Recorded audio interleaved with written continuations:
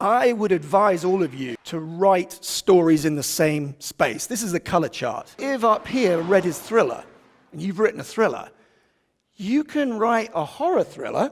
You might be able to go into the orange and write a sci-fi thriller, but it's shades of the same color. And you want to specialize. Don't go broad, I would suggest. Now, you may think, don't put me in a box. I can write comedy. I can write a thriller. I can do a sci-fi epic. The job here is to break in. And to break in, you have to become known for a particular skill. You know why? Because as most jobs are working on other people's stuff, if they buy a book, they think, right, who can I get to pitch for this? Oh, I know. I know this person is good at thrillers. That's how you get hired. Think of a producer's brain like Google search, a human Google search, and you want to be ranking at the top of those results. And the way you do that is by specializing and writing in shades of the same color initially. Afterwards, you can break out. You can be like Jordan Peele, who was this fantastic comic, and now he's doing Get Out and Us. Robin Williams, look at him. He was Mrs. Doubtfire, and then he did Insomnia and 1 Hour Photo.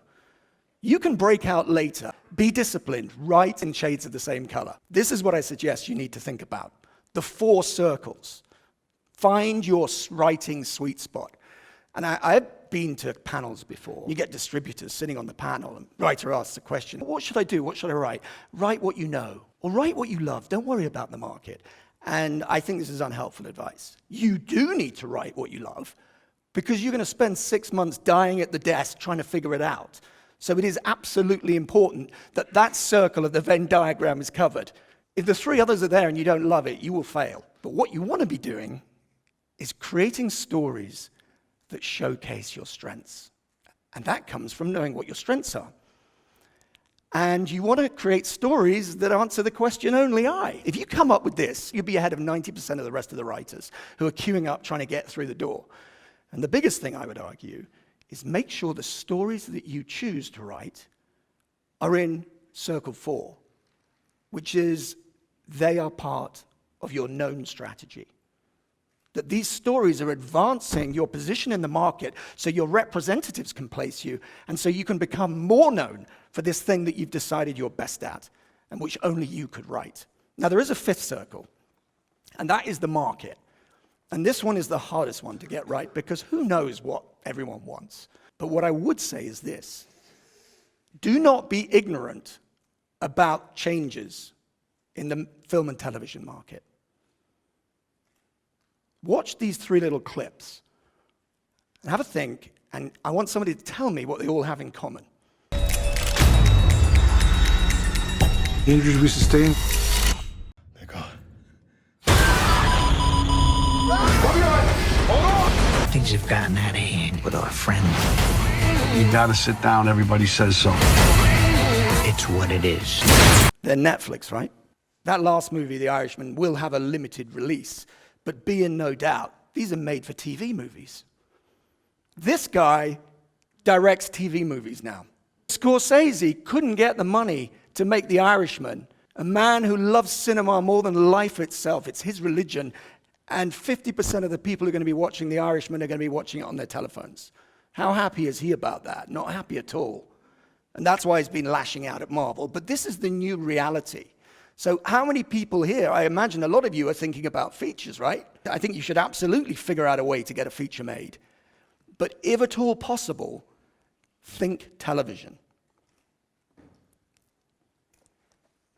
I sometimes get into trouble for saying things as I see them. And one of the things I'm going to tell you, I got from a producer. My manager in LA set up this meeting, and I've been getting scripts and things, and I was thinking, like, maybe I should think about doing management or producing. And I had a meeting, and the moment I told him that, he looked at me and behaved with me in a different way. Because no longer I was a writer, I was on the producer side of the fence. And I said, well, you know, what if I found a great script, how would it work? And he said, well, the most important thing is the writer. I said, you mean the writer's got to be really, really good? He said, no. The writer's got to be on the list. This is British television, international TV. You've got to be on the list. I said, what do you mean the list? What list? There are 30 blue chip writers who are known and who are in demand, And the broadcasters and the networks would rather deal with them. So you can have a great script, and if you're not on the list, it's that much harder. So that's the bad news. You're just going to have to be better than you ever thought you were going to be. And you're going to have to make them make an exception for you. Look at the capture. The writer-director of this was not on the list. They'd done some stuff, but they got into a position where the broadcasters had to say yes, because they had a great story. Broadcasters looked at it and say, well, it's not by Jed Mercurio, but by goodness, it looks like it. Now, I'm not saying imitate other people, but know what the market's looking for. This was in Screen Daily in August 2019. I'm reading this and I'm alarmed. B+ used to be good enough in features, not in prestige television. You have to be extraordinary. And the one thing that you need, if I could give you one thing of 20 years of what I've learned, the one talent, the one skill that you must improve is your character writing. Yes, you need a whopping great big premise. Yes, it's got to work for the market, but if you want to get hired, you've got to be a fantastic character writer. Other changes in the industry, which women you absolutely will welcome, is this. For 50 years, forever, men have had it really easy. You look at something like The In-Betweeners, it's a male story with male characters and male writers. Well, that is over. And it's not just the writers. There is an unofficial quota system. Quoted in that Screen Daily, female directors are front of the queue now after years of struggling to even get a meeting. And cinema, it's never going to die. Yeah, it's going to change. Yeah, we've lost the middle budget movies. But some movies that are doing quite well are art house movies. But you've got to be award levels good. You know, you really have to be able to attract the talent, who, by the way, want to be in your movie. Because they're doing all these Marvel movies for millions, and they're bored.